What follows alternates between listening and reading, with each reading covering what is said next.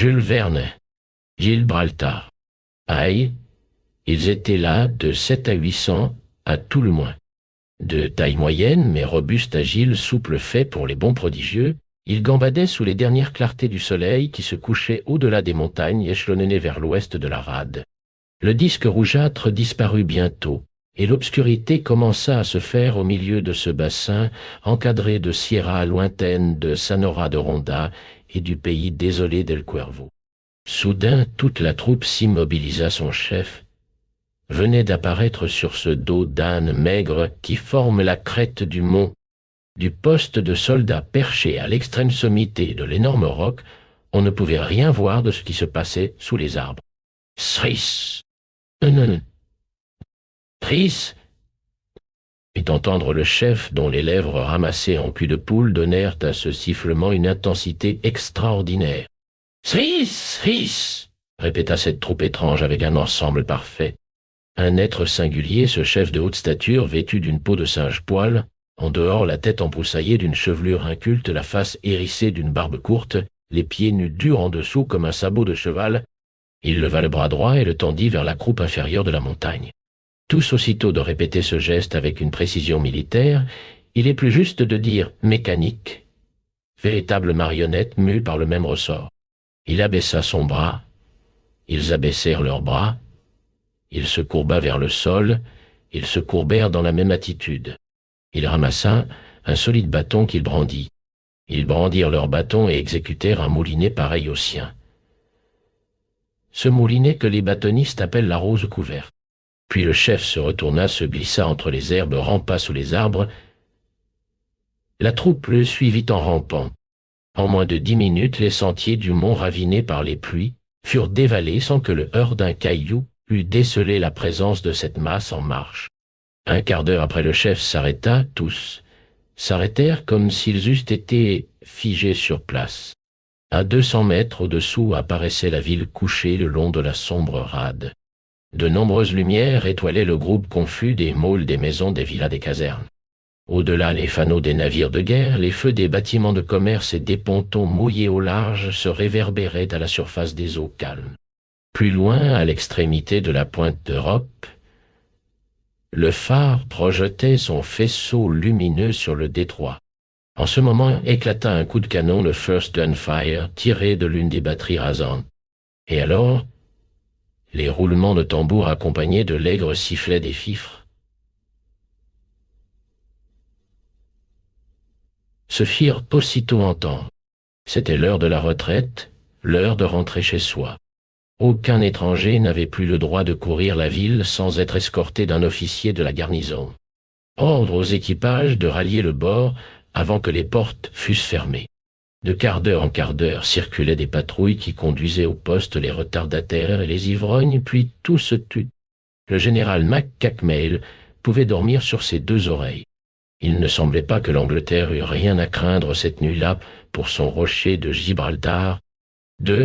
On sait ce qu'il est, ce rocher formidable, haut de 425 mètres, reposant sur une base large de 1245, longue de 4300.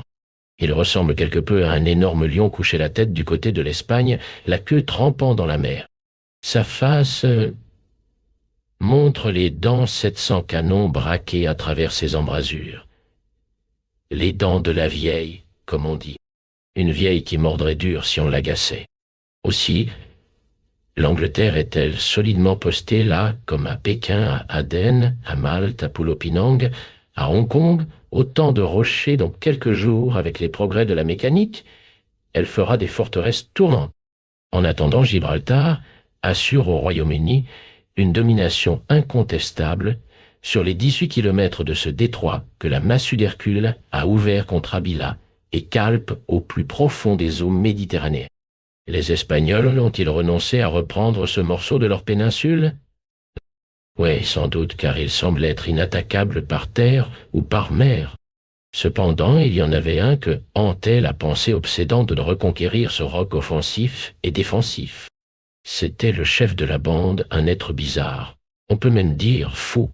Cet hidalgo se nommait précisément Gibraltar, nom qui, dans sa pensée, sans doute le prédestinait à cette conquête patriotique.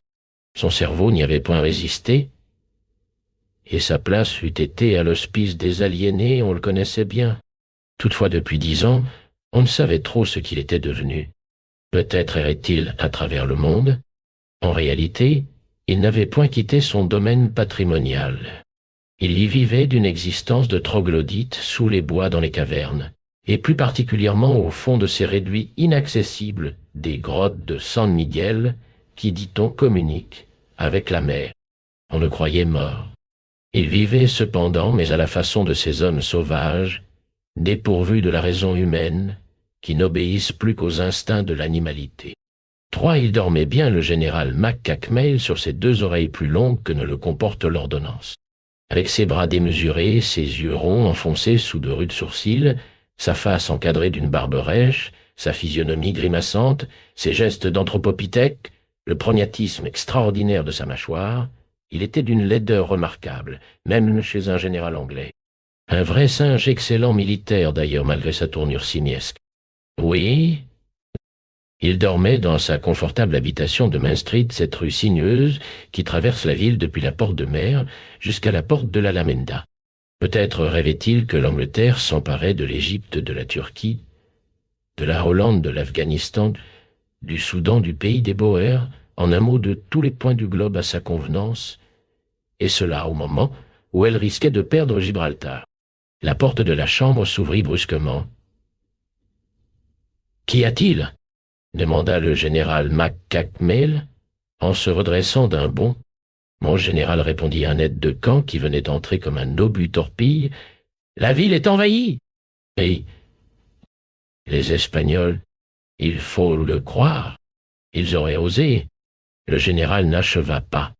Il se leva, rejeta le madras, lui serrait la tête, se roula dans son pantalon, s'enfourna dans son habit, descendit dans ses bottes, se coiffa de son claque, se boucla de son épée tout en disant « Quel est ce bruit que j'entends ?» Le bruit des quartiers de roches qui roulent comme une avalanche sur la ville.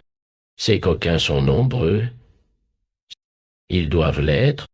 Tous les bandits de la côte se sont-ils donc réunis sans doute pour ce coup de main? Les contrebandiers de Ronda, les pêcheurs de San-Roch, les réfugiés qui pullulent dans les villages? C'est à craindre, mon général. Et le gouverneur est-il prévenu? Non. Non. Impossible d'aller le rejoindre à sa villa de la Pointe d'Europe. Les portes sont occupées, les rues sont pleines d'assaillants. Et la caserne de la Porte de Mer? Aucun moyen d'y arriver. Les artilleurs doivent être cernés dans leur caserne. Combien d'hommes avec vous? Une vingtaine, mon général, des fantassins du 3E, régiment qui ont pu s'échapper. Pas ça d'instant, s'écria McCackmail, Gibraltar arraché à l'Angleterre par ses vendeurs d'oranges. Cela ne sera pas? Non, cela ne sera pas. En ce moment, la porte de la chambre livra passage à un être bizarre qui sauta sur les épaules du général. « 4 rendez-vous !» s'écria-t-il d'une voix rauque qui tenait plus du rugissement que de la voix humaine. Quelques hommes accourus à la suite de l'aide de camp allaient se jeter sur cet homme. Quant à la clarté de la chambre, ils le reconnurent. « Gibraltar !» s'écrièrent-ils. C'était lui, en effet, l'Hidalgo auquel on ne pensait plus depuis longtemps, le sauvage des grottes de San Miguel. « Rendez-vous !» hurlait-il. « Jamais !» répondit le général McCackmail. Soudain, au moment où les soldats l'entouraient, Gibraltar fit entendre un cerise aigu et prolongé. Aussitôt la cour de l'habitation, puis l'habitation elle-même s'emplirent d'une masse envahissante. Le croira-t-on? C'étaient des monos, c'étaient des singes, et par centaines. Venait-il donc reprendre aux Anglais ce rocher dont ils sont les véritables propriétaires, ce mont qu'ils occupaient bien avant les Espagnols, bien avant que Cromwell en eût rêvé la conquête pour la Grande-Bretagne? Oui, en vérité. Et ils étaient redoutables par leur nombre, ces singes, sans queue avec lesquels on ne vivait en bon accord qu'à la condition de tolérer leurs maraudes, ces êtres intelligents et audacieux, qu'on se gardait de molester car ils se vengeaient. Cela était arrivé quelquefois en faisant rouler d'énormes roches sur la ville. Et maintenant ces monos étaient devenus les soldats d'un fou aussi sauvage qu'eux de ce Gibraltar qu'ils connaissaient, qui vivait de leur vie indépendante de ce Guillaume Tell, quadrumanisé, dont toute l'existence se concentrait sur cette pensée: chasser les étrangers du territoire espagnol. Quelle honte pour le Royaume-Uni si la tentative réussissait. Et les Anglais vainqueurs, des Hindous, des Abyssins, des Tasmaniens, des Australiens, des Hottentots, de tant d'autres vaincus par de simples monos. Si pareille catastrophe arrivait, le général McCackmel n'aurait plus qu'à se faire sauter la tête. On ne survit pas à pareil déshonneur. Cependant, avant que les singes, appelés par le sifflement de leur chef, eussent envahi la chambre, quelques soldats avaient pu se jeter sur Gibraltar. Le fou, doué d'une extraordinaire vigueur, résista, et ce ne fut pas sans peine qu'on parvint à le réduire. Sa peau d'emprunt lui ayant été arrachée dans la lutte, il demeura presque nu dans un coin, bâillonné, ligoté, hors d'état de bouger ou de se faire entendre. Peu de temps après, McCackmel s'élançait hors de sa maison, résolu à vaincre ou mourir suivant la formule militaire. Mais le danger n'en était pas moins grand au dehors. Sans doute quelques fantassins avaient pu se réunir à la porte de mer et marchaient vers l'habitation du général. Divers coups de feu éclataient dans Main Street et sur la place du commerce. Toutefois, le nombre des monos était tel que la garnison de Gibraltar risquait d'être bientôt réduite à leur céder la place. Et alors, si les Espagnols faisaient cause commune avec ces singes, les forts seraient abandonnés, les batteries seraient désertées, les fortifications ne compteraient plus un seul défenseur, et les Anglais qui avaient rendu ce rocher imprenable ne parviendraient plus à le reprendre. Soudain, un revirement se produisit. En effet, à la lueur de quelques torches qui éclairaient la cour, on put voir les monos battre en retraite. À la tête de la bande marchait son chef, brandissant son bâton. Tous, imitant ses mouvements de bras et de jambes, le suivaient d'un même pas. Gibraltar avait-il donc pu se débarrasser de ses liens, s'échapper de la chambre où on le gardait? Je ne pouvais plus douter. Mais où se dirigeait-il maintenant? Allait-il se porter vers la pointe d'Europe sur la villa du gouverneur, lui donner l'assaut, le sommet de se rendre, ainsi qu'il avait fait vis-à-vis du général? Non. Le fou et sa bande descendaient Main Street. Puis, après avoir franchi la porte de l'Alameda, tous prirent obliquement à travers le parc et remontèrent les pentes de la montagne. 1 heure après, il ne restait plus dans la ville un seul des envahisseurs de Gibraltar. Que s'était-il donc passé?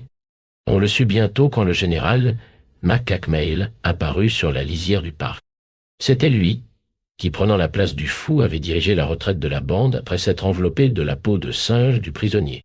Il ressemblait tellement à un quadrumane, ce brave guerrier, que les monos s'y étaient trompés eux-mêmes. Aussi n'avait-il eu qu'à paraître pour les entraîner à sa suite? Une idée de génie, tout simplement, qui fut bientôt récompensée par l'envoi de la croix de Saint-Georges. Quant à Gibraltar, le Royaume-Uni le céda contre espèce à un Barnum qui fait sa fortune en le promenant à travers les principales villes de l'Ancien et du Nouveau Monde. Il laisse même volontiers entendre le Barnum que ce n'est point le sauvage de San Miguel qu'il exhibe, mais le général McCackmel en personne. Toutefois, cette aventure a été une leçon pour le gouvernement de sa gracieuse majesté. Il a compris que si Gibraltar ne pouvait être pris par les hommes, il était à la merci des singes. Aussi l'Angleterre, très pratique, est-elle décidée à n'y envoyer désormais que les plus laids de ses généraux, afin que les monos puissent s'y tromper encore. Cette mesure vraisemblablement lui assure à jamais la possession de Gibraltar.